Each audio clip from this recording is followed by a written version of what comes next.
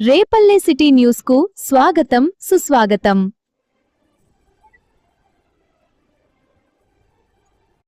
కాపాడుకుందాం భారత రాజ్యాంగాన్ని, వర్ధిల్లాలి భారత రాజ్యాంగం, వర్ధిల్లాలి విద్యార్థి ఉద్యమాలు, వర్ధిల్లాలి జంతర్ మంతర్ వద్ద జరిగిన విద్యార్థి ఉద్యమాలు, వర్ధిల్లాలి జంతర్ మంతర్ వద్ద జరిగిన విద్యార్థి ఉద్యమాలు।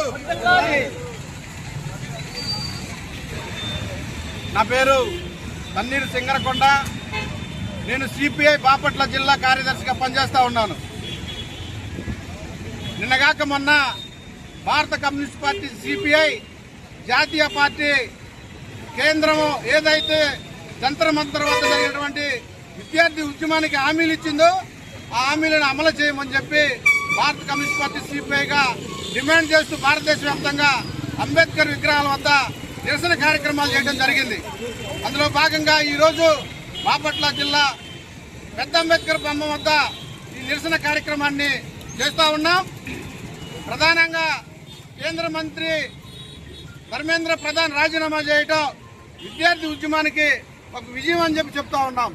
ఎందుకంటే గతంలో ఈ నరేంద్ర మోడీ ప్రభుత్వం రైతులు సంవత్సరం పాటు ఉద్యమం చేస్తే 700 మంది పైన చనిపోతే అప్పుడు కూడా కళ్ళు జరిగినటువంటి ఈ నరేంద్ర మోడీ ప్రభుత్వం ఆనాడు 3 నల్ల చట్టాలు తీసుకొచ్చి ఈ హామీలు నెరవేర్స్తామని చెప్పి కళ్ళబొల్లి మాటలు చెప్పి ఉద్యమాన్ని అర్థాంతరంగా ఆపేయడం జరిగింది।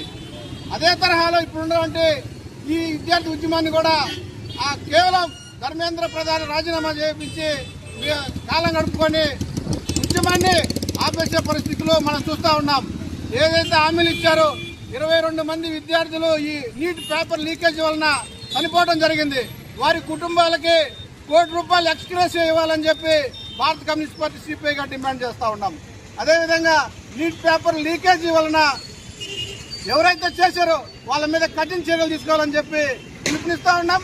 అదేవిధంగా దీన్ని నిర్వహించిన సంస్థ NTA ఈ సంస్థని రద్దు చేయాలని చెప్పి ఈ నీట్ పేపర్ కానీ కేంద్రంలో చేసేటువంటి పేపర్లన్నిటి కూడా రాష్ట్ర ప్రభుత్వాలకి ఇవ్వాలని చెప్పి వాటి మీద నీట్ పేపర్ వల్ల లక్షల మంది కుటుంబాలు విద్యార్థులు దానివల్ల లక్షలు ఖర్చు పెట్టి కోచింగ్లు పోయి నష్టపోయే పరిస్థితి మనం చూస్తూ ఉన్నాం।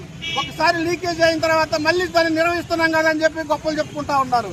ఒకసారి లీక్ అయిన తర్వాత 590 570 వచ్చినప్పుడు సీట్ వస్తే ఇప్పుడు 600 పై వచ్చినా కానీ సీట్ వచ్చే పరిస్థితి లేదు।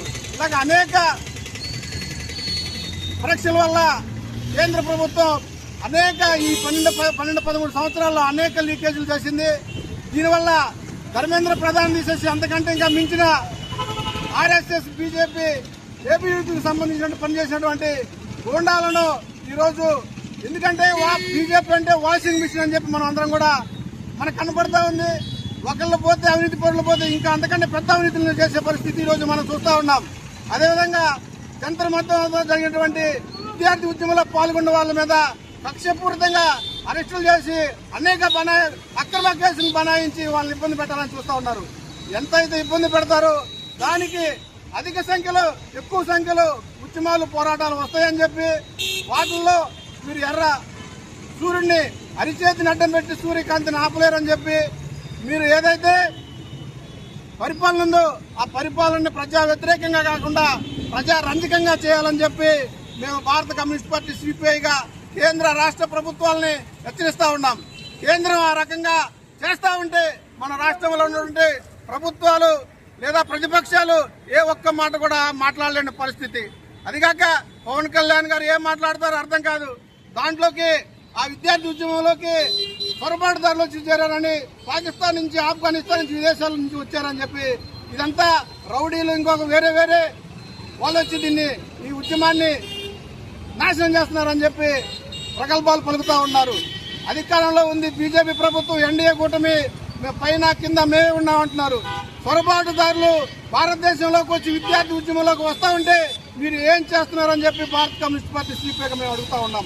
మీరు కట్టడి చేయాల్సిన వారిని దేశంలోకి ఏ రకంగా విడుదల చేస్తున్నారని చెప్పి మేము అడుగుతా ఉన్నాం। అది శాంతియుతంగా ఎంతో ఓర్పుతో సహనంతో శాంతియుతంగా చేసే ఉద్యమానికి రకరకాల పేర్లు పెట్టి వాళ్ళు ప్రోత్సహిస్తున్నారు వీళ్ళు ప్రోత్సహిస్తున్నారు అని చెప్తా ఉన్నారు। జ్యోతిక సినిమా యాక్టర్ నా కొడుకుని కూతుర్ని నేను ఆ రకంగా అభిజిత్ ఆ ఉద్యమకారుడు ఏదైతే ఆ రకంగా మేము పెంచుతామని చెప్తా ఉంటే వాళ్ళని కూడా ట్రోల్ చేసి అయ్యట్ట వాళ్ళకి వాళ్ళ కూతురికి మీ కూతుర్ని వాళ్ళకి ఇచ్చి పెళ్లి చేస్తారా, లేకపోతే వాళ్ళని కించపరిచే విధంగా మీరు ఉద్యమానికి సపోర్ట్ చేస్తారా?